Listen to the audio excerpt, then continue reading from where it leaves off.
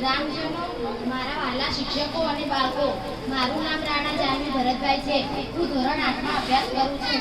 આજે કન્યા કેળવણી મહોત્સવ અને શાળા પ્રવેશ ઉત્સવ 2025-26ના આ શુભ પ્રસંગે મને બેટી બચાવ વિશે કહેવાનો મોકો મળ્યો છે, તેનો મને ખૂબ જ આનંદ છે.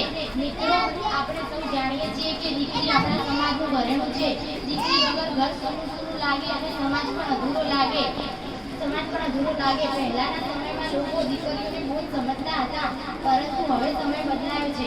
દીકરીઓ પણ દીકરાઓ જેટલી સક્ષમ છે. તેઓ દરેક ક્ષેત્રમાં આગળ વધી રહી છે, જેમ કે શિક્ષણ હોય, રમતગમત હોય, અવકાશ વિજ્ઞાન હોય. દીકરીઓ દરેક ક્ષેત્રમાં આગળ વધી રહી છે.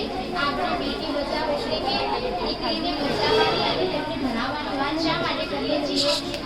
કમનસીબ હજુ પણ કેટલાક લોકો દીકરીઓને આ દુનિયામાં જન્મ પહેલા જ આવવા દેતા નથી. આ ખૂબ જ ખોટું છે. દીકરીને આ દુનિયામાં આવવાની, જીવવાની, ભણવાની અને આગળ વધવાનો પૂરો અધિકાર છે.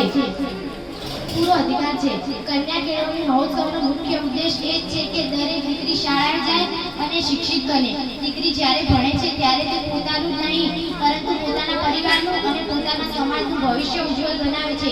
શિક્ષિત દીકરી સ્વસ્થ સમાજનું નિર્માણ કરે છે. આજે નાની બહેનો શાળામાં પ્રવેશ કરી રહી છે, તેમને જોઈને મને ખૂબ જ આનંદ થાય છે. આપણે સૌએ તેમને ભણવા માટે પ્રોત્સાહિત કરવા જોઈએ અને તેમને સહયોગ આપવો જોઈએ. યાદ રાખો, દીકરી બહારનો દરિયો છે.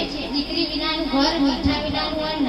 ચાલો આપણે સૌ પ્રતિજ્ઞા લઈએ કે દીકરીઓને ભણાવીશું અને તેમને આગળ વધારીશું, તેમને આગળ વધવામાં મદદ કરીશું. આટલું કહીને મારી વાણીને વિરામ આપું છું. આભાર.